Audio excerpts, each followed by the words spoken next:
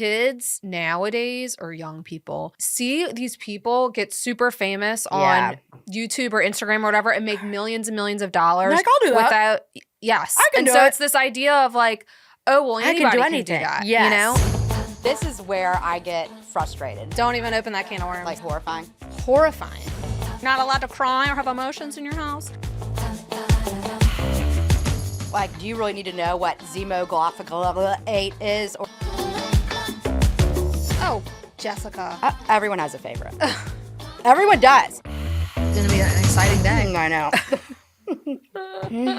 Hey, Lauren. Hey, Jess. Okay, I have to tell you this. So this is real. I was going to tell you before, but I wanted to get your actual reaction in a moment. Okay. So yesterday I was driving to the office and I see this like white, like big, like pickup truck. Okay. And I had a bumper sticker, and I kid you not. Wait, it said like porn. It said Pornhub casting truck. No way. I swear to God. That's disgusting. Yeah. I'm like, I don't know.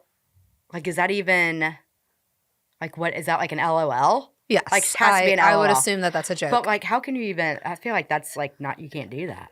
Like, it should be, like, illegal. You kind of shouldn't do it. But did you see the driver? No, because I had to turn, like, on our street.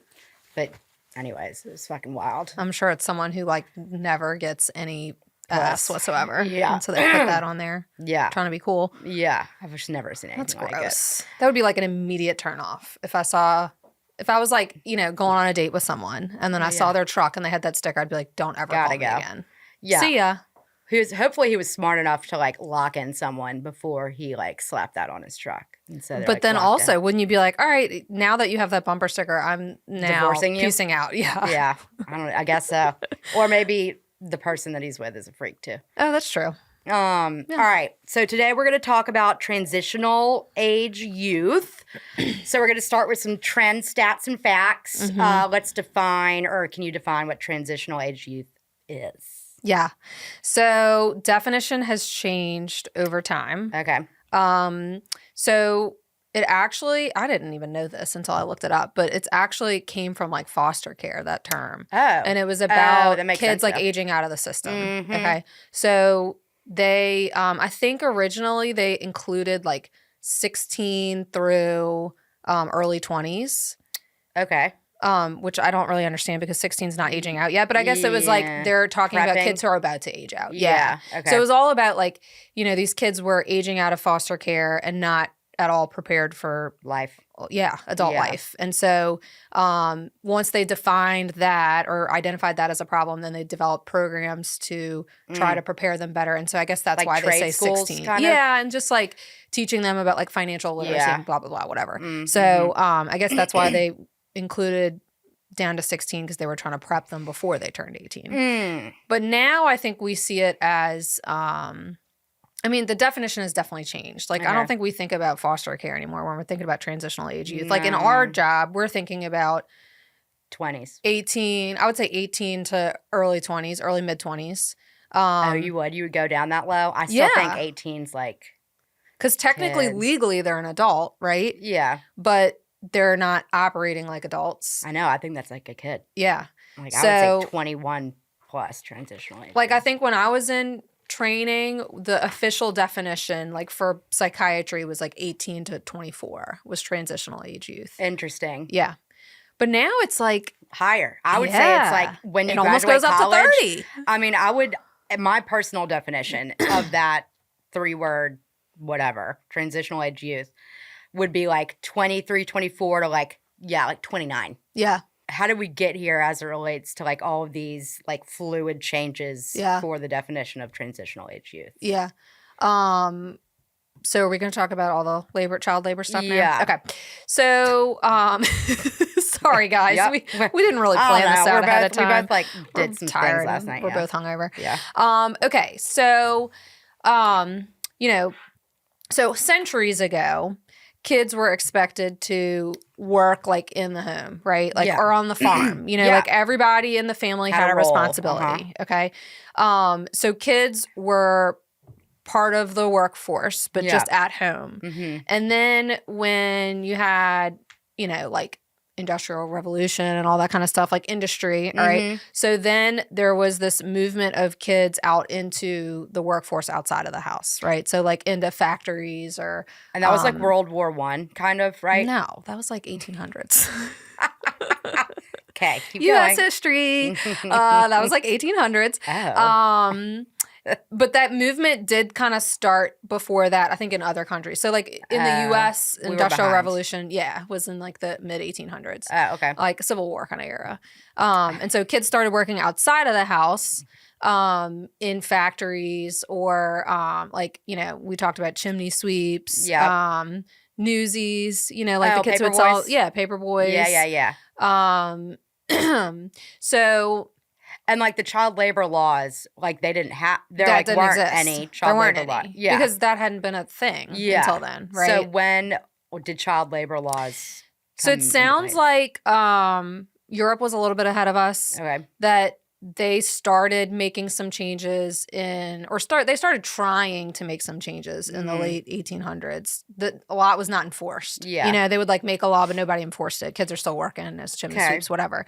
So in the U.S., like FDR really kind of, you know, put the hammer down on that. Yeah. So 1930s, that's when child labor laws were enacted and actually started being enforced. So and what kids, was that? So it was restricting working hours for kids under 16. And so this is all held up and, you know, through current times. Yeah. So it's not that technically it was not that kids couldn't work under 16, it's that they had restricted hours. Okay. And then there was like some restrictions on like 16 to 18 and then you know, once you're 18 it's like whatever, who cares. Yeah. So that was like the first time that they actually were enforcing it, which then led to more kids going to school, right, instead of working. Okay. And then, you know, decades and decades later, you're having kids also, more kids going to college, right, which didn't used to be a thing. Yeah. That used to be like a thing only for wealthy people. Yeah. And so, you know, this idea of childhood essentially has changed a lot, right? So like transitional age youth, the age range has been fluid. And like I think of it as it's like this gray area block of time where it's like, are you a kid? Are you an adult? Like when did transitional age youth, like when did that term become that something? That was like from foster care system from the 1980s. That's when they coined that term, or it became like a popular term. And what's their definition of it? Like it's just theirs was like 16 up to like early 20s, and it was basically they were seeing kids aging out of foster care and not being ready for adult life. And so then they started you know, they identified, okay, this group of 16 to early 20s is what we're calling transitional age youth, that we're not properly transitioning these kids into adulthood. So let's implement some programs so that they're better prepared. Yeah. Okay. And so if we were back in the Industrial Revolution time, which was in the 1800s. Like it's the polar opposite. Like those kids were ready at like 14. Eight. To like they were just self-sufficient. They could like get up, go to work, like do like labor, like actual labor. Yes. And now you have like the 25, 26, 27-year-olds who like they don't, not all, and some like don't know what it is to like struggle. Yeah. And like hustle. Grit and hustle and like have that like grind to succeed or whatever. And so it's just interesting how, I mean, that discrepancy has gotten like bigger.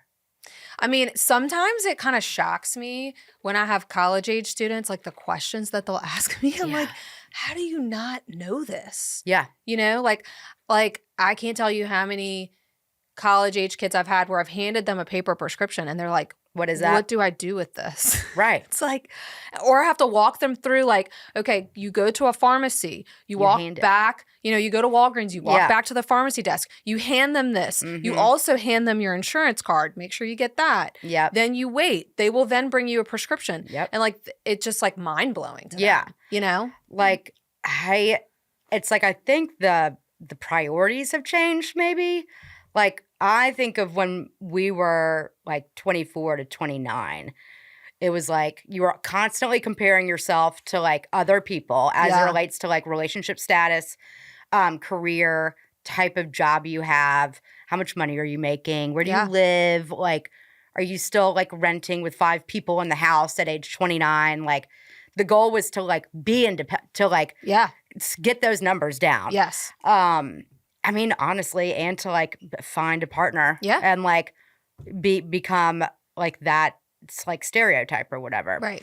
And we also like, and this what I found is like if your parents had money or not, like it was like go get a job. Like I was in grad school, like my last year in grad school, and I'm at an internship, I had classes, and I worked at gene therapy in Canal Place. It's not there anymore. Anyways, but like the amount of responsibility, like what it taught me was like time management. It was like 7:30 to 8 every day. Every minute was accounted for. And it's like, you just got to figure that out. Yeah. And it teaches so much responsibility and autonomy. And I just don't know that that's like a priority. Well, and it was anymore. like learning how to live with like no money. You know? Like, I mean, I can't tell you like in college for sure, I can't tell you how many of my meals were instant oatmeal and scrambled eggs. Yeah. Because that's what I could pay for. Yeah. You know? Yeah. I mean, that's what I lived off of. No, yeah. I'm trying to think like did y'all have like, you know how they had the, I don't know, like freshman year you had your card and it had like, that's where you ate. Oh, yeah, whatever. Yeah. But like, I just wonder like why? Like, are our priorities different because of like the political environment? Our priorities different because they're like more like travel is cheaper. I feel like you can go get it. Like we didn't have Airbnbs like when we were growing up. No, but now you can fly to Italy or whatever and like get a cheap ass Airbnb and live off of like the bread and cheese or whatever and like backpack and stuff. Like we didn't have that back then.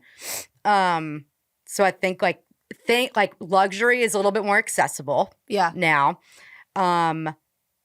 There's this like live in the moment vibe I'm getting. It's like YOLO every minute. Like I'm going to go do this. Like I'm not going to save money. I'm just going to go spend it. So, you know, be in the present moment, which is fine, I guess. I don't care. It's just interesting that is the priority now. Yeah. It's like just live.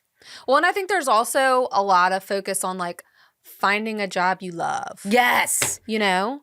Yep. Which is great, but I think people have lost the concept of like sometimes you work a lot of shitty jobs until you get to the job you love, like, you know, and that you have to build up. Yeah. Like the first job I had out of grad school, I mean, it was known that your first job out of grad school, you're making no fucking money. You're a rat. Like you're a rat and you're making no money and you're like literally, oh, there's an opening, I'm coming. Yeah. Like doesn't matter what it was.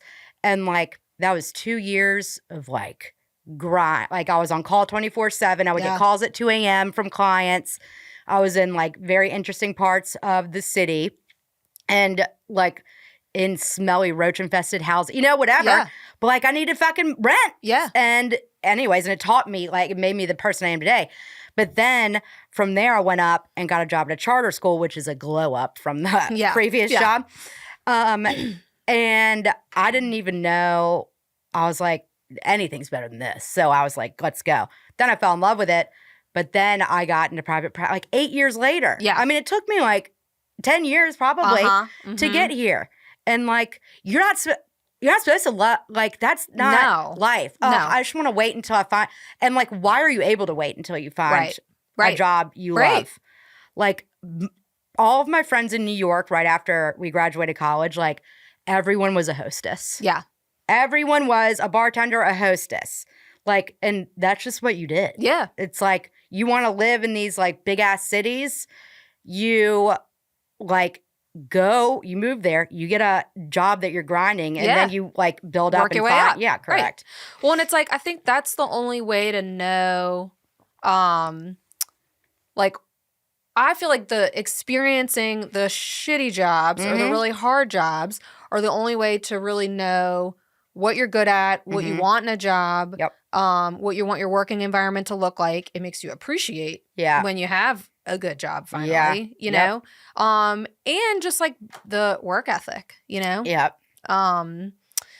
So, yeah, I mean, I think also parents are so much more involved in their kids' lives now than when I mean, like, it's crazy to me how parents know their kids' college class schedule. Okay. I'm like, my parents didn't know what the fuck classes I was taking. But, like, this started with us. I remember it was Blackboard. I can't remember if it was high school or college that Blackboard was the platform that, like, grades were on.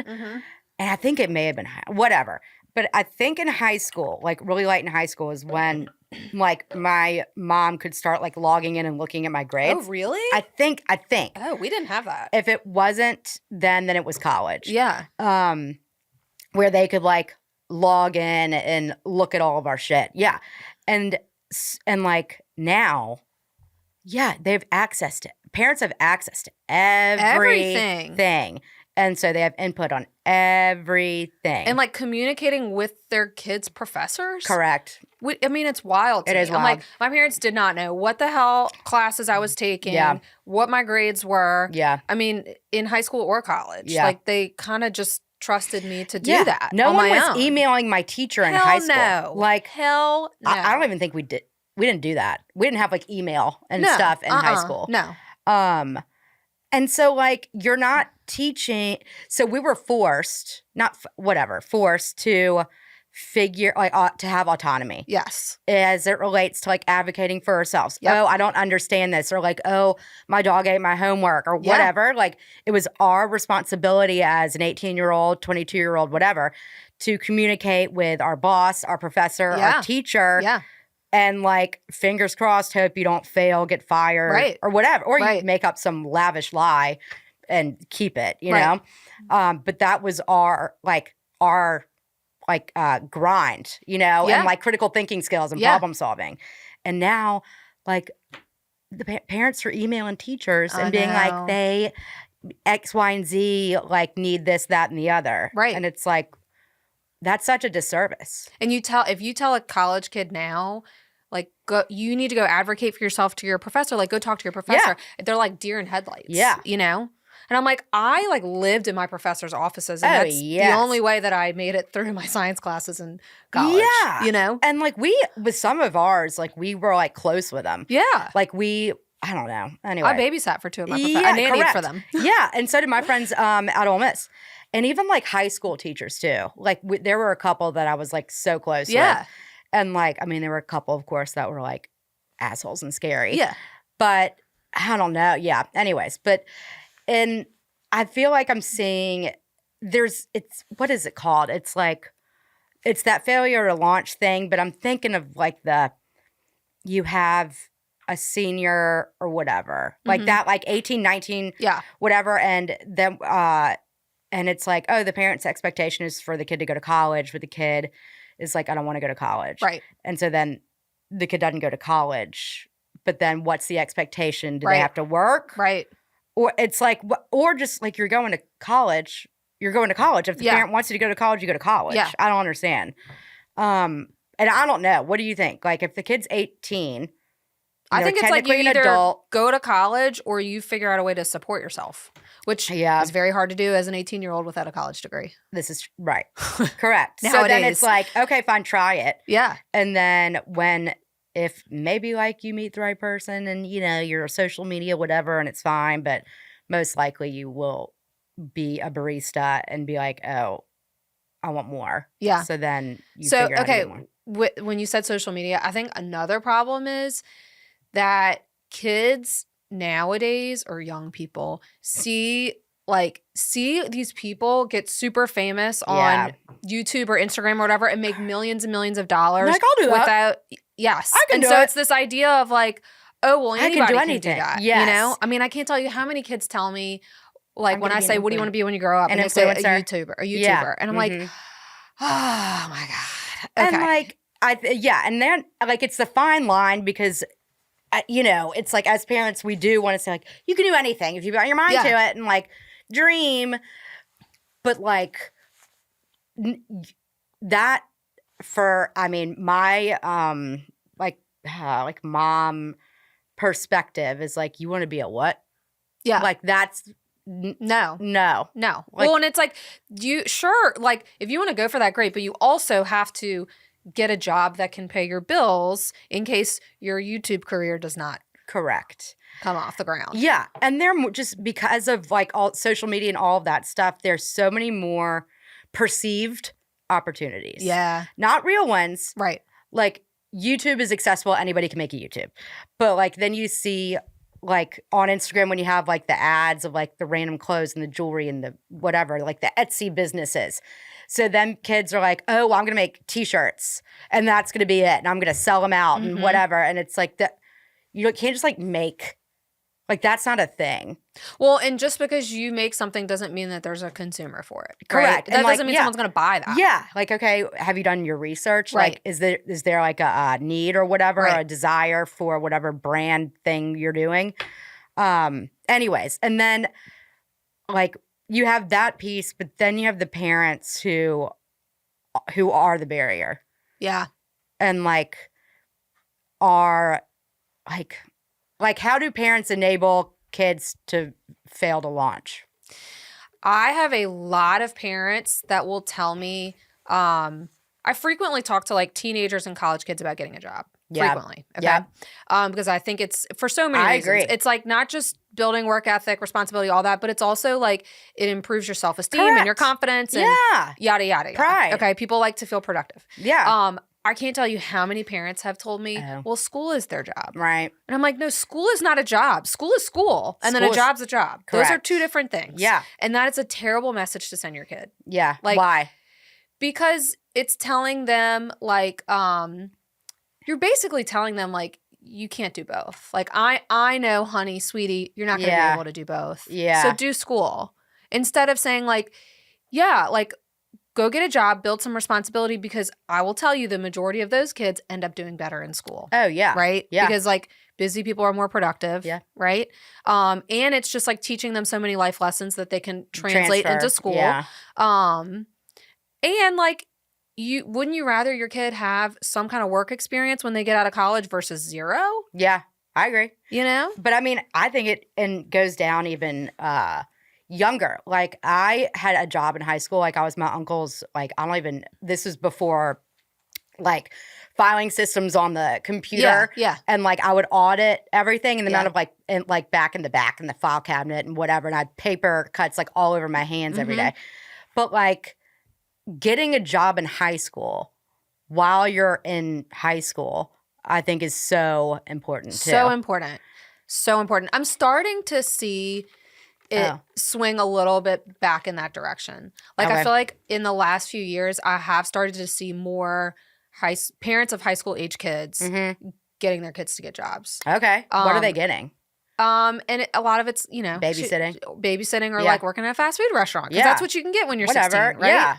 I think that now that there's all this awareness about like this failure to launch generation and social media and like what it's doing to kids' brains, I think parents are starting to move back to where it used to be. Yeah. Which is great. Yeah. But there's definitely that age group that, you know, is now young adults that has 26 missed the boat with it. And what do you do? Because then it's like now you have, and they like live at home and now they're enmeshed with that parent or whatever. And then you like get into this sick hole where like this dependency on one another, it just gets like really muddy and weird. Yeah. I don't know. I mean, yeah. So I think that parents, so we talked about like getting like earlier and like kids can get jobs when they're younger than 16 too. It doesn't have to be like you're getting a check from the No, I started babysitting at 11 years old. Yeah. At night. Yes. By myself. Correct. And like just starting with like little things like that. And it could even be like, I mean, like chores that's like the lightest version of a job, but like starting like Rhodes is 4. And I'm like, okay, what can he like legit start Yeah, doing to yeah. like earn Yep. money or not money, but whatever. But yeah, and then you hit that 11 and it's like, okay, you can babysit, you could mow lawns. Yep. You could Walk dogs. wash cars. Wash cars. Like I did a lot of plant watering. Yeah, all that shit. And yeah, that. And then you're like 16. It's like, okay, you can work like at a sandwich shop, like a Felipe's or whatever. Also babysit. And then also do all of that shit that an 11-year-old can do. Yep. And then you go to college and now you can be a hostess. You can be a nanny. You could do, I mean, I had friends who worked for like marketing. Yeah. Like Rachel and Rebecca. Rachel, I think it was Rachel. Maybe it was Rebecca. One of y'all worked for like Ole Miss's marketing something. Yeah. Like, and I think it was junior year or something. And everyone was a hostess. I didn't have a job. Spoiled. But I did in high school. Anyways, and then yeah, people were nannies, bartenders, like all of that shit. Yeah. And it's kind of like once you bite off, like once you feel that like sense of responsibility, autonomy, all that confidence, pride, it's like you now want more of it. Yeah, absolutely. And then it transfers into academics and ability to organize and all that executive functioning stuff. Well, and it just helps, I think it helps you to know, like, you become more certain in what you want to do with your life, you know? Like working. And taking feedback. Yeah. Yeah. Having a boss. Yes. Like you need to be like that, I think is one of the most important. Yep. Like to feel fear. Yeah. And to be told that you're doing something wrong by someone who isn't going to sweeten it up. Yeah. Who doesn't give a shit about how you feel about it. And you learn what that's like. And then you just learn how to, Yeah. And like bite back your tears and like just muscle through the day. Yeah. And implement the feedback. Yeah. Like take it and then you're like able to start. And then that floods into even like relationships. Like when you have a boss and whatever, they're giving you feedback, good or bad. And then you have a partner and they're giving you feedback, good or bad. Like you're not completely like aghast when a partner says like, oh, that like you were mean to me or something like that. Yeah. You like know how to receive and have a conversation about. Right. And not like completely decompensate and fall apart when that happens. Yeah. Like conflict resolution and all that stuff. Anyways. So takeaways. Parents, the earlier that you can motivate your kid to like find little jobs, the better. It teaches responsibility, gives them confidence, self-esteem, autonomy, all that executive functioning stuff, independence. Builds grit, resiliency. Stamina, all of that stuff. And then on top of that, like they're getting paid. So teaching them how to be responsible. Yep. Open a bank account. Like I had a bank account. Yeah. And like, you know what I mean? It's you got to teach. They don't know how to just like manage shit. Right. Like you got to teach them and give them the skills and help them practice. But yeah, so our kids will be child laborers. Oh, for sure. Like. They're going to go start sweeping chimneys right now. Yeah. Oh my God. Okay. Well, that was fun. That was fun. Okay. So don't coddle your children. Don't coddle your children. They're fine. They're fine. Put them out in the world. Yeah. Go get some chimneys. See ya. Bye. Thanks for tuning in to this episode of the Little Brain Campaign. Please like, subscribe, and follow. See you next time.